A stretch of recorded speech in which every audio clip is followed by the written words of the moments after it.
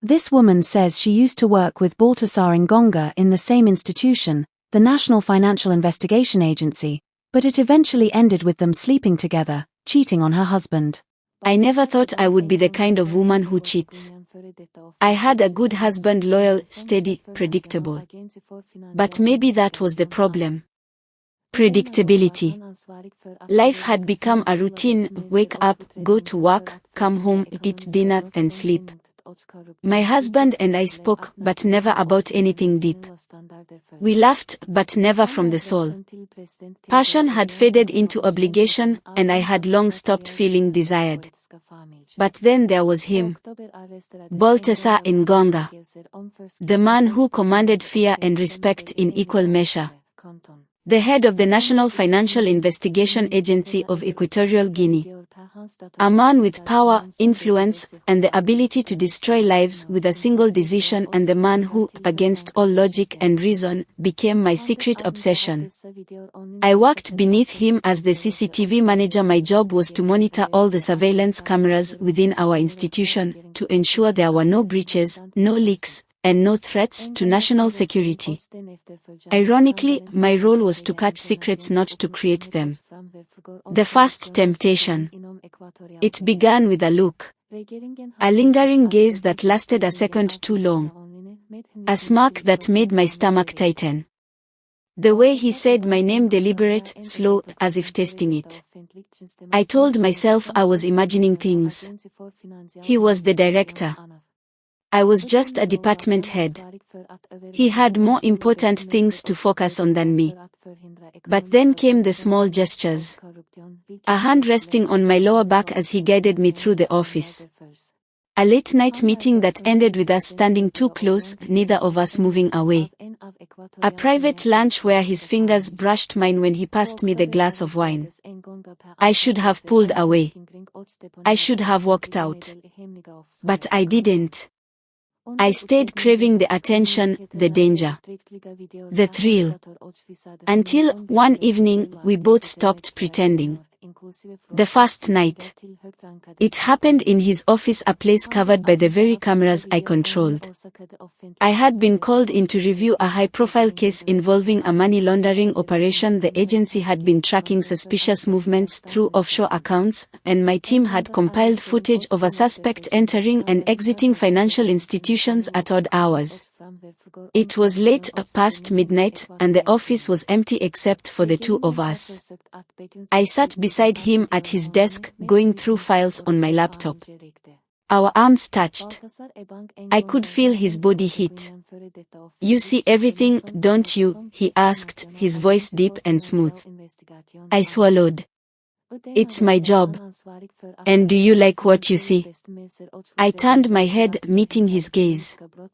His eyes were dark, filled with something unspoken but undeniable.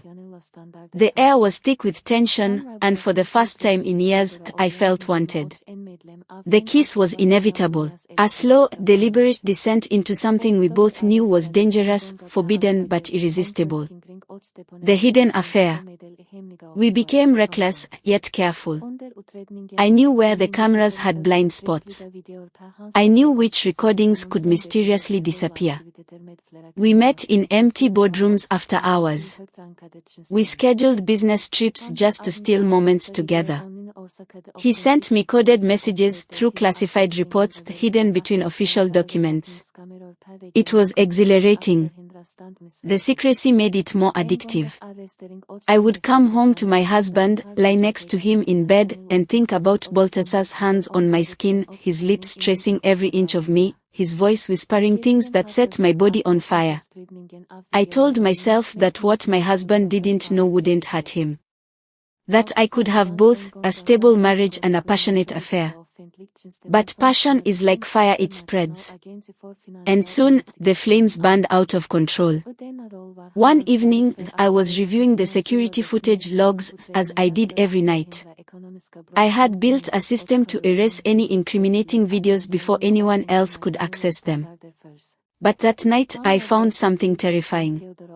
A duplicate recording of me and Baltasar in one of our secret meetings. A meeting that should have been erased. Someone had retrieved a deleted file. My hands trembled as I clicked play. The footage wasn't just of us talking, it was of us kissing, touching, exposing our secret to whoever had found it. Then, a message flashed across my screen. "You are being watched." Panic shot through me. Who had access to my system? Who else knew? And what did they want? I looked around my office, my heart hammering in my chest. Had my husband found out? Had arrival at the agency discovered my affair? Or worse, was Balthasar the one testing my loyalty? Because in a place like this, secrets weren't just dangerous. They were deadly. My breath came in shallow gasps as I stared at the message on my screen. "You are being watched." The room felt smaller, the walls pressing in. My office, once my safe space, now felt like a trap. I immediately checked the server logs. Only a handful of people had clearance to access or recover deleted security footage. I was one of them. Balthasar was another. And then there were 3 other senior investigators, men who had no reason to suspect me. I picked up my phone, my fingers shaking as I typed a message to Balthasar. We have a problem." Seconds later, my phone rang. His voice was low, controlled, but I could hear the tension beneath it. "What happened?" "I don't know who, but someone recovered a deleted file." I swallowed hard. "A file of us." Silence. Then, a sharp inhale. "Where are you?" "My office." "Lock the door." "Stay there." "I'm coming." I obeyed, my hands still trembling as I turned the lock. A minute passed, then another. Every sound in the building felt amplified: the hum of the air conditioning, the distant footsteps in the hallway. Then, a knock. 3 sharp raps. Our signal. I unlocked the door, and Balthasar stepped in, his expression unreadable. "What exactly did you see?" he asked. I pulled up the recovered footage, playing it without sound. The screen flickered to life, showing him and me, bodies pressed together, lips locked in a passionate embrace in one of the meeting rooms. The timestamp was from 2 weeks ago. Balthasar watched it without blinking, then leaned down, scanning the metadata. "This was recovered remotely," he muttered. "Whoever did this wasn't at the office." I felt a lump in my throat. "You think it was an external breach?" He shook his head. "No. This wasn't hacked from the outside. This was someone on the inside who knew exactly where to look." That was worse. I crossed my arms, trying to suppress the rising fear. "What do they want?" Balthasar didn't answer right away. He reached into his pocket and pulled out a USB drive, handing it to me. "Copy the footage onto this, then wipe every trace from the system." I hesitated. "But..." "No buts," he cut me off, his voice sharp. "If someone is using this against us, we need to control the narrative before they make a move." I knew he was right. I inserted the USB and began the process, my fingers flying across the keyboard. As I worked, I felt his eyes on me. "Do you regret it?" he asked suddenly. I froze for half a second before continuing to type. "No," I whispered. "Do you?" He stepped behind me, his hands resting lightly on my shoulders. His touch sent a shiver down my spine. "Never." The first threat. By the time I wiped the footage, it was nearly 2 a.m. Balthasar insisted on driving me home, but I refused. "That would be too obvious," I said. Instead, I walked to my car alone, glancing over my shoulder more than once. The parking lot was dimly lit, the streetlights flickering. The entire city of Malabo was asleep, but I felt wide awake. As I reached my car, my phone buzzed with an unknown number. I hesitated before answering. "Hello?" A distorted voice came through the speaker.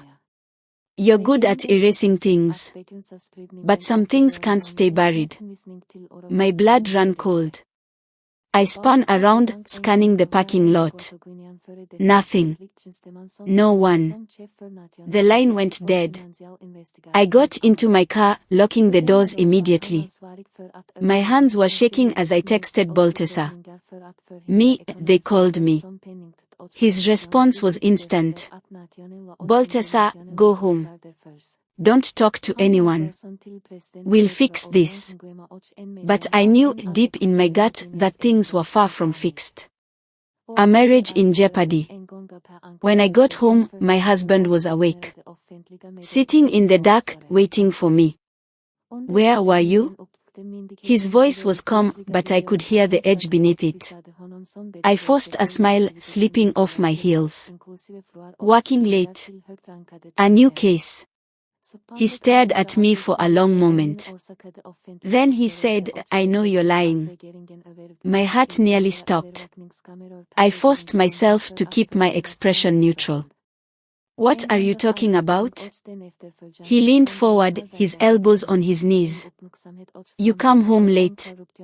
You smell like someone else's cologne.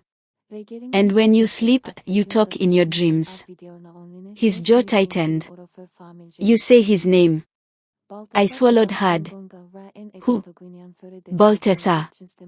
I felt the ground beneath me shift. I don't know what you're. Don't, he interrupted, his voice cold. Don't insult me. I opened my mouth to lie again, but something in his eyes made my throat tighten. He wasn't just guessing. He knew. A lump formed in my throat. What are you going to do? He exhaled slowly, rubbing his temples. Nothing. That threw me off. What? I'm not a fool, he said. I know who he is. I know what he's capable of. He looked at me, his expression unreadable. But do you? A chill ran down my spine. Was he warning me? Or was there something he wasn't telling me? Because at that moment, I realized something terrifying. My husband wasn't just a victim in this. He was part of the game. Between the mysterious message, the recovered footage, and my husband's unsettling reaction, I knew I was losing control. I needed answers. And to get them, I had to do something risky. The next day, instead of going straight to work, I took a detour. There was one person in the agency who specialized in uncovering digital traces, a man named Joaquin Enz, the agency's top cybersecurity expert. If anyone could track the person who had recovered the footage, it was him. But as I approached Joaquin's office, I noticed something strange. His door was ajar. The lights were off. The entire room looked abandoned. And then, I saw it. A blood stain on the carpet. My stomach lurched. The sight of blood made my pulse hammer. I took a shaky breath, stepping carefully into Joaquin Enz's office. The place was eerily quiet, the smell of iron thick in the air. The stain on the carpet was fresh, a deep red smear leading toward his desk. My throat tightened. Joaquin wasn't just missing, something had happened to him. I scanned the room, my CCTV instincts kicking in. No sign of forced entry. No sign of a struggle. Just silence. I reached for my phone, my fingers unsteady as I texted Balthasar. Joaquin is gone. Blood in his office. A reply came almost instantly. Balthasar, leave. Now. But before I could move, my phone vibrated again, this time another unknown number. I hesitated, then answered. A distorted voice, the same one from the parking lot. You're looking in the wrong places. But we are watching you. A sharp click, the call ended. A cold sweat broke out on my skin. I knew I couldn't stay here. But as I turned to leave, I caught sight of something on Joaquin's desk, a flash drive half hidden beneath a pile of papers. I grabbed it and slipped it into my pocket before stepping out of the office. I didn't know what was on it, but I had a feeling Joaquin had left it for someone. Or maybe for me. That night, I didn't go home. Instead, I went to Baltasar's private residence. A place so secret that even most government officials didn't know about it. It wasn't his official home, the one he showed to the world. No, this was where he conducted his real business. And where he kept me. I parked my car in a secluded spot, glancing around before stepping out. His security detail recognized me immediately, letting me in without a word. They knew better than to ask questions. As soon as I entered his study, he was waiting. Dressed in a crisp white shirt, the sleeves rolled up, his dark eyes locked onto me the second I walked in. He didn't speak. He just took a slow step toward me, his gaze filled with something raw and dangerous. I didn't wait. I closed the distance between us, pressing my lips to his, needing to feel something real in the middle of all this chaos. He responded instantly, his arms locking around my waist, his grip possessive. The kiss was intense, urgent, desperate, consuming. It wasn't just about lust. It was about control. About losing ourselves in each other, if only for a moment. Baltasar backed me up against the desk, his hands roaming, his breath heavy against my neck. "You shouldn't have gone there," he murmured between kisses. "I had to," I whispered. "Joaquin is missing. Someone left a message for me." He pulled back slightly, his gaze sharp. "A message?" I reached into my pocket, pulling out the flash drive. "I found this in his office before I left." Baltasar took it, his expression unreadable. "We'll check it." But he didn't move right away. Instead, he brushed his fingers over my jaw, tilting my face up to meet his eyes. "You're in deeper than I wanted you to be," he admitted. I swallowed hard. "So are you." A smirk flickered at the corner of his lips, dark and knowing. "Yes. But I've always played this game." His hand slid down my back, pulling me closer. "The question is, can you survive it?" An hour later, we were in his private office, going through the contents of the flash drive. It contained only one file, a video recording. I clicked play. The screen flickered to life, showing Joaquin Enz sitting at his desk, looking visibly shaken. He was speaking to the camera. "If you're watching this, it means I've disappeared. I don't know how much time I have left. But listen carefully. Someone inside the agency is betraying us. It's not just about financial crimes anymore. There's something bigger, something involving the highest levels of government." Baltasar and I exchanged a tense glance. Joaquin continued. "I found a hidden file in the CCTV archives. A file that shouldn't exist. And I think they killed someone and erased the footage." My pulse quickened. Joaquin leaned closer to the camera, his voice dropping to a whisper. "But here's the real problem. The deletion logs show 2 people had access to that file before it disappeared." He paused, inhaling sharply. "Baltasar, Ngonga, and you." I felt the blood drain from my face. Baltasar's expression hardened, his jaw tightening. The video ended. Silence. A weight settled between us. I opened my mouth, but no words came out. It didn't make sense. I had never seen that file. I never accessed it. But if the logs said my credentials were used, that meant someone had set me up. Baltasar exhaled slowly, his fingers drumming against the desk. "You know what this means, don't you?" I nodded, my throat dry. "They're framing me." His eyes darkened. "And that means they're coming for you next. Passion, power, and a war in the shadows." Everything had changed in a single night. I wasn't just a woman having an affair anymore. I was a target. Someone inside the agency knew about me and Baltasar. Someone wanted us exposed or worse, eliminated. And now, Joaquin was gone. Baltasar stood, pacing. His mind was already working through possible suspects. But I couldn't think about anything except one terrifying possibility. What if my husband was involved? He had known about the affair. He had warned me about Baltasar. But what if he wasn't just warning me? What if he was playing his own game? Baltasar stopped pacing and looked at me. You need to decide right now how far you're willing to go. I met his gaze. What do you mean? He stepped closer, lowering his voice. If they want to frame you, they'll make sure there's no way out. The only way to survive, his lips brushed against my ear, is to play DIR dirtier than them. Before the threats. Before the missing investigator. Before I became a target. There was a moment, a single kiss in my office that changed everything. It happened late one evening, long after most of the staff had left. The glow of the security monitors was the only light in the room, casting flickering shadows on the walls.